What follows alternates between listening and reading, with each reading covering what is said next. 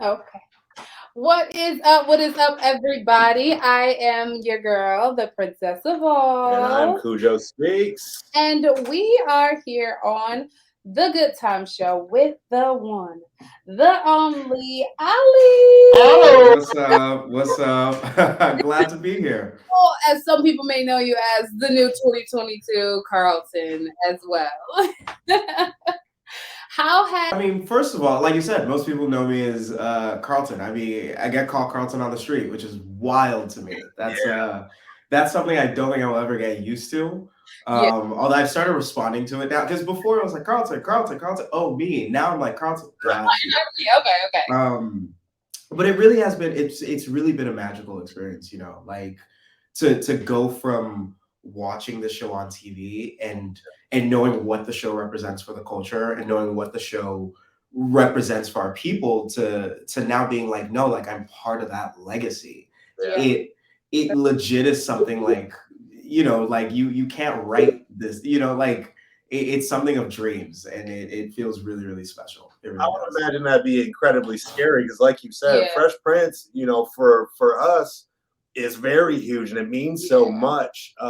Was it nerve wracking to you knowing that you were going to now be the representation of that character, and how much of changing that character's persona came from just you, or was it just something they wrote? Is it your personality, or how? Well, I'm always so like I love a challenge. I think in everything I do, I believe that if you aren't a little bit uncomfortable, you're not growing. Yeah. And so from the get-go, I was like, this is gonna be a huge challenge, but like we ready, let's do it. So obviously, yeah, in the beginning, I remember right after I got the role, because the audition process was like it was weeks and weeks long. I think it was like a month and a half. How was that process too? Like, kind of walk us through that, because a lot of people don't understand, like, auditioning for shows. Like, sometimes it takes a very long time before you even know you got Yeah. before they even start filming. Well, so this process was quick and it took a while at the same time. Yeah. So obviously the trailer went viral back in, I think, 2019, was it? Trailer went viral. Then I saw the news that Will Smith was turning it into, a thing. And so I emailed my manager. I was like, yo, Will Smith is turning this thing into a TV show. I want to be a part of it. Just kind of like on some, hey, if they need a pool boy, I'd be great for that. You know what I mean? And then a year later, I get this email that's like, hey, it's an audition for Bel Air, Carlton, send in an audition tape. I do the tape, send it in. A month goes by, maybe like a month, maybe 3 weeks. Then I get a notice that they want to do a callback. All of this is over Zoom, by the way. All of this is just Oh wow. online. We do a callback over Zoom. And then I do like 3 or 4 chemistry reads. I'd say the whole process all in all, that's the thing, most of the battle was with myself. After each callback, I have to sit there and be like, all right, yeah, I'm good enough, I just need to do that again. Doing this. Do This And is then from that moment on, once we got the roles, everything went by super quick. Like I think I got notice of the role on Wednesday. On Friday, I had a fitting on Wednesday. We had this, that, and the third. I got into training for lacrosse, and then we hit the ground running. Yeah. Which, and every TV show is different, right? Sometimes you could get cast in January and it doesn't start shooting till July. yeah. This one, we got cast Friday, started shooting, the next Monday. Well, I think But when they put out Yeah. the teasers for the show, I think the acclaim picked up. Like everybody was so Yeah. excited for this story to come back around. Yeah. I think they probably had were to like, go. "Let's hit while it's hot." Yeah, it Let's had not to. let Like, it sit too long. As far as for me, I'm gonna be honest, and I said this before. I hadn't even heard of Peacock. But when I saw that the show was coming out, I was like, I have to sign up for it. Like, this is a like a needed show, and like Yeah. every week I was like, okay, I'm not gonna watch next week. I'm just gonna let it add up so I can binge watch them all, and then you end up watching them next week after week, because Yeah. the storyline was, for me, I think it was definitely a side of Bel Air that people needed to see in the 2020. And what is really cool about being on Peacock, on being on a younger streaming platform, is they put all their resources into us. You know what I mean? They're like, you are our show.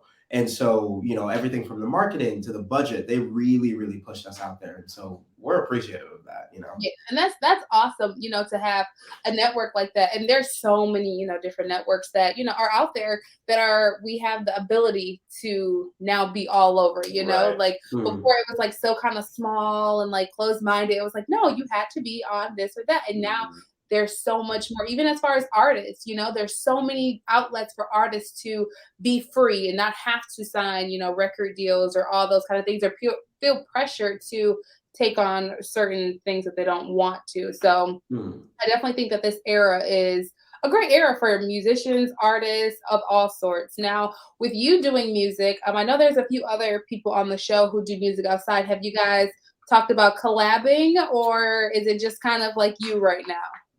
What am I allowed to say? Yeah. Oh, yeah. See, what I'm gonna say is that You're stirring the pot a little. we're all really musical. Yeah. And we all enjoy hanging out a lot. That's awesome. That's awesome. Yeah. I'm a musician myself, and anytime I get my musician friends to come and be in one place, I'm the guy that's reaching over, hitting record when they don't know, just to make sure we got some stuff going on. So you know, but like, you know, we'll see. A lot of this stuff. I always say a lot of this stuff is magic, right? You can't plan it. You can't plan for it. It just kind of, you know, sometimes stuff happens. You know, so we'll see what happens. Is all I'm saying. Only time will tell. So basically, interview 2 is when you come back to us and tell us what actually happened from this interview. I see how we set that up there. Now, speaking of your music, you have 2 singles that we're going to be talking about today. "Lie to Me." Can you give us a little bit of information of how that came about, for starters? Yeah, "Lie to Me." So I always really like taking musical inspiration from just kind of everywhere. And so there's a song by Bonnie Raitt, I believe. It's called "I Can't Make You Love Me If You Don't." And in it, you love me if you don't. That's that one right there. Here's the thing: I believe that like people got their heart broken differently back then, because like they really did. And so in the second verse, she's like, "I'll close my eyes so I cannot see the love that you don't feel when you're holding me."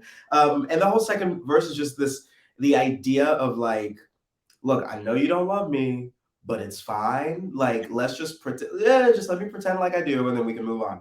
And I heard this and I just became really fascinated with just kind of the ways that human beings work to protect themselves. And denial is one of those ways.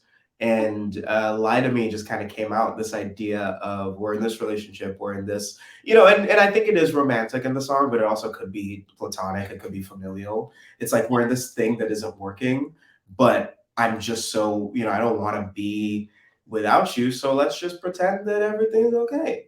And that's kind of how that song was born. As I was listening to the song, it immediately made me think ignorance is bliss, and I'm glad you added that line into the song, because a lot of times I know in relationships nothing's ever really perfect, and you got to figure out what your battles are. So I think the idea for that song to me was, I love you enough to let go of the little stuff, just don't tell me about it and force me to have to react. See, no, I think that's very interesting, because for me, right, when I wrote it, I was like, this is the most heartbreaking, saddest song I've ever written. And I think when I played it for my mom, she was like, this song is beautiful. This song is about what love is. And I was like, oh. So I don't know. It's interesting. It's true. And I'm glad you thought about it from that perspective, because like you said, and a lot of times in relationships, when you think about family, marriage, whatever, you have to learn to pick your battles. And if you don't pick the right battles, that's how people go to war. We don't want wars, okay? We want to have, discussions and leave it at that. So, you gotta lie sometimes. If your girlfriend's like, oh, do I look fat? And you're not gonna be like, yes, honey, take that off. You're gonna lie. Like, yes. Snatch. Like, so you gotta lie and love just a little bit. Just a little bit. Compare. Some love is worth it, Like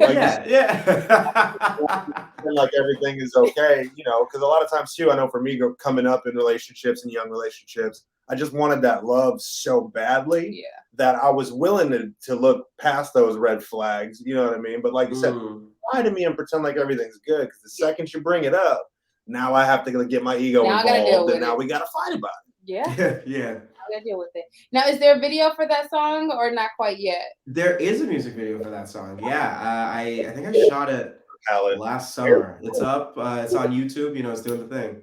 The color palette was very caramel for that video. Oh, I imagine thank you. more sad. I thought it would be, but I like the brightness of that color palette and how you have the squares popping up and all. I was like, okay, cool. I really love playing with juxtaposition. I think there's something interesting about happy music that looks sad or sad music that looks happy. Because I just don't think that I don't know. I think emotion is a very complex thing in human beings, and very rarely do we experience one emotion on the same level, right? There's just a lot of different colors and things, and I'm always playing with visual stuff like that whenever I can. Do you help direct, and do you do like are you very hands-on with a lot of your videos and things like that? For a lot of my if you can't tell because I produce everything, for a lot of my I like being as hands-on as possible because that being said, I think it's very important to hire artists that you trust and let them do what they do best. But I very much try to be as as involved as they trust me to be. Right. It's like, hey, I've hired you. This is your work, but whatever I can, any input I can give, like I'll absolutely give it. So I definitely try to be very involved. I think it's really important too, like you said, when you have other artists that are doing things that you technically could do yourself. I think it's really good to collaborate. I always say, let's collaborate. Yeah. I'm not hiring you to just do this job. I'd like us to work together to get the common goal taken care of. So I did see here, and I might not pronounce this correctly, that you do have your own record company. Is it Lamented? Yes. Lamented Records. Yeah. Okay. Now, do you have any other artists? Are you scouting other artists right now? It's mostly just kind of my avenue to release my own stuff, and obviously as it grows, other artists will come. But my main thing is, I think it's important to grow at the rate that's sustainable. Mm-hmm. And I don't have an infrastructure built out right now for other artists yet. We'll see what happens. Not yet. We'll see. The next interview. Yeah. That's awesome. Now, we have to clear something up because kind of Googling and looking around. Now, it said, are you from Houston? You're born in Houston? You're from Atlanta? I don't know why everything gets this wrong. So it's a little complicated. So my parents are Nigerian. I was born in Atlanta. Okay. And then at about 6-ish months, I moved back to Nigeria. Lived there until I was 10. Then at 10 years old, I moved to Houston. Okay. Grew up in Houston because, I was in Houston from 10 to 17. Houston was where I finished middle school. That's where I went to high school. And then I moved to LA for college. Okay. So I was born in Atlanta, am Nigerian American, grew up in Houston. But this is why I get why everyone's just kind of like, where is he from? It's right because when you see everything everywhere, you're like, man, I don't know which one to believe. And then myself, I'm a military brat. So I was born in North Carolina, moved to Germany, then England, and then Michigan, and then I went to school after the military in LA as well. So when people ask me, it's like where are you from? It's like one. Yeah, because also where are you from? It means different things. Like technically, I'm Atlanta born, but I don't know anything in Atlanta. Right. So I consider, really Houston is, I'd say, where I got a lot of my, personality from. But as time goes on, I've spent so much time in LA now that, I don't know. Now, I do have to ask this since you said that you lived in Nigeria for quite some time. How would you say the comparison is from Nigeria to, the U.S., like as far as, your career and things like that? Would you say it's a big adjustment for artists who are trying to come from overseas and get into the acting and the music here in the U.S.? Well, I left Nigeria when I was 10. Okay. So, I was a kid. So I don't really, as far as artistry goes, there isn't really a comparison because I just didn't have a career then. Yeah. Gotcha. But it is, it's wild to me too how people will, like you said, you left there when you're 10, but everything I Google, it immediately pops up Nigerian American, like you lived there your whole life. Like you came over here. So, I mean, I do definitely identify as Nigerian American because my parents. I do too now. Ancestry.com said I'm 43%. So what's up, my Nigerian? Come on now, come on. You're related somehow, man. Fly cuz out to see you.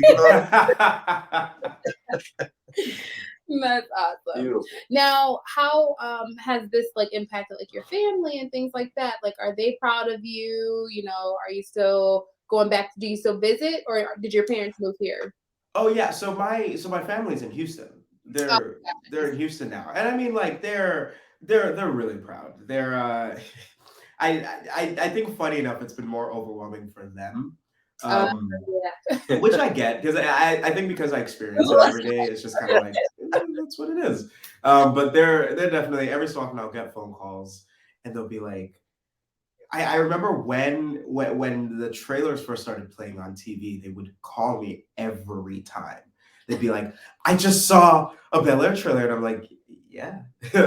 And I'm just like, what do you want me to say? Like, yeah, you did see that. That was on television. That's so good. It's.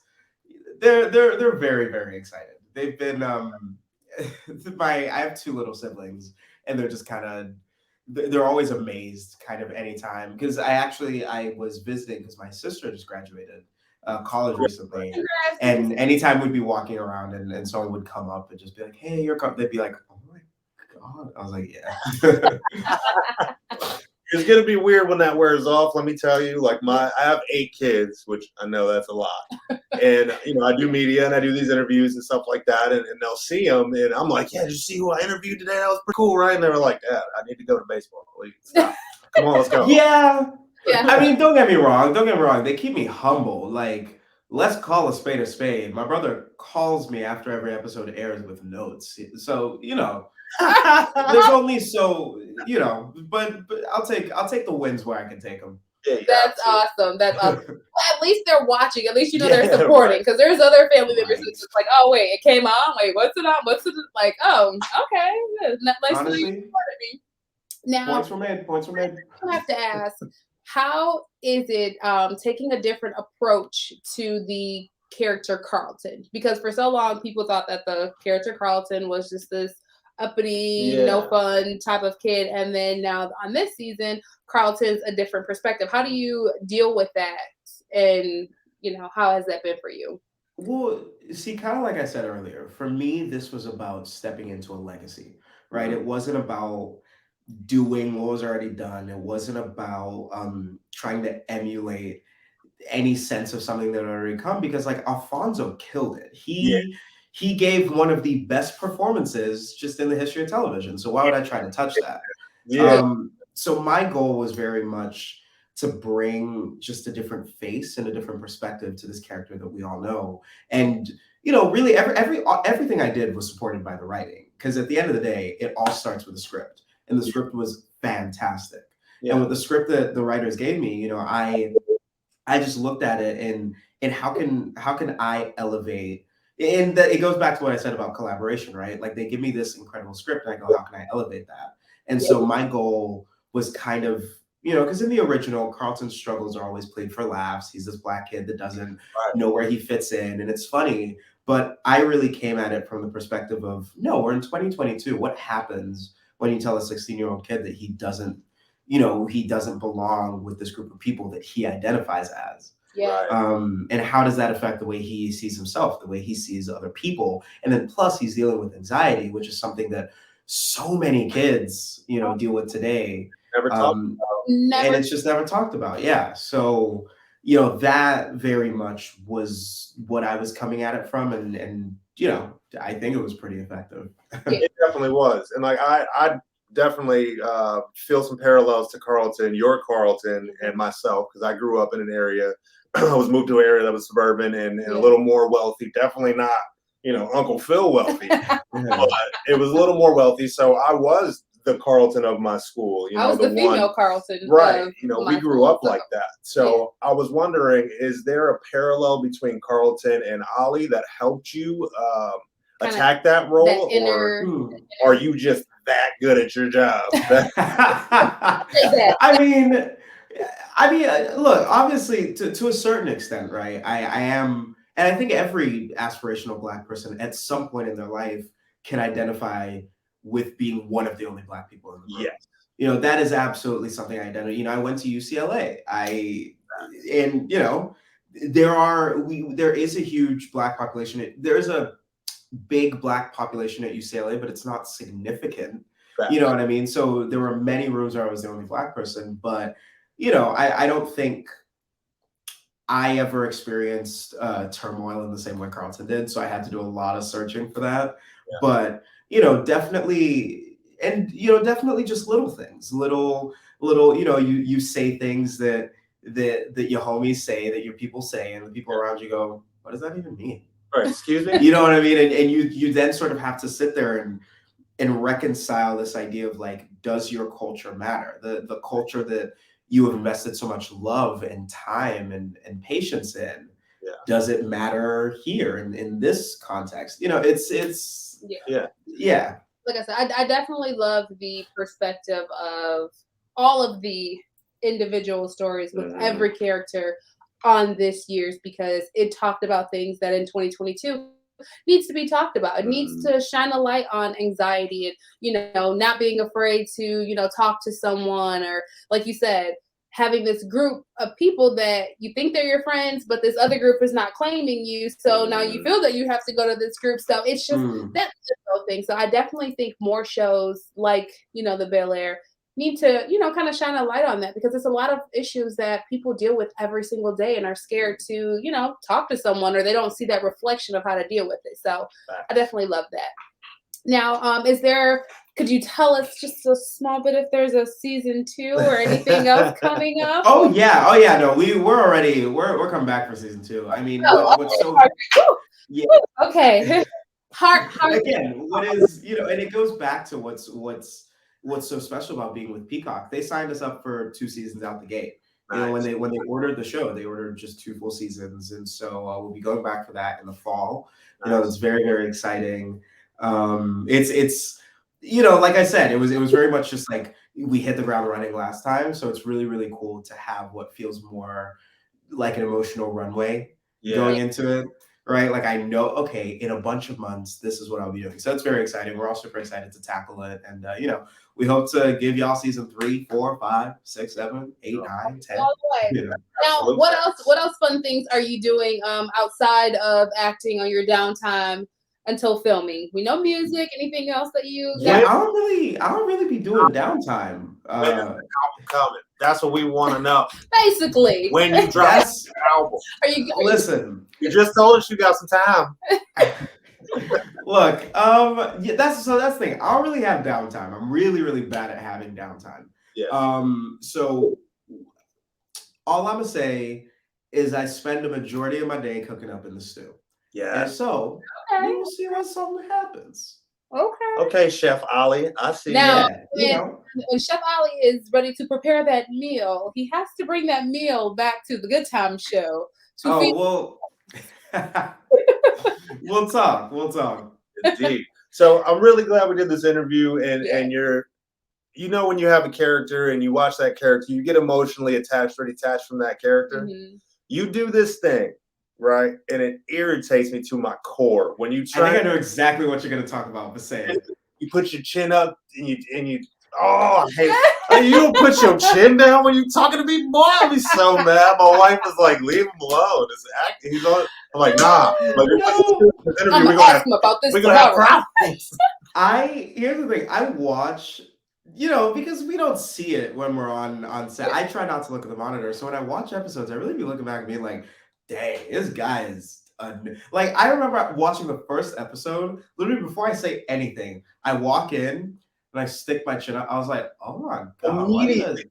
That's a crazy choice. And I'm very critical, so I see everything, right? Like even when the sync doesn't match up, when they had to go I see it all, right? Yeah. So the very first thing I noticed when you did that, I was like, oh, what a choice. Because if they want him to look pompous and they want him to look like bold, that was the choice. So yeah, that one Nailed it. I hate it, but please keep doing it because it definitely It's your signature move. it comes through. It really comes through. Like nonverbal, thank you. that comes through.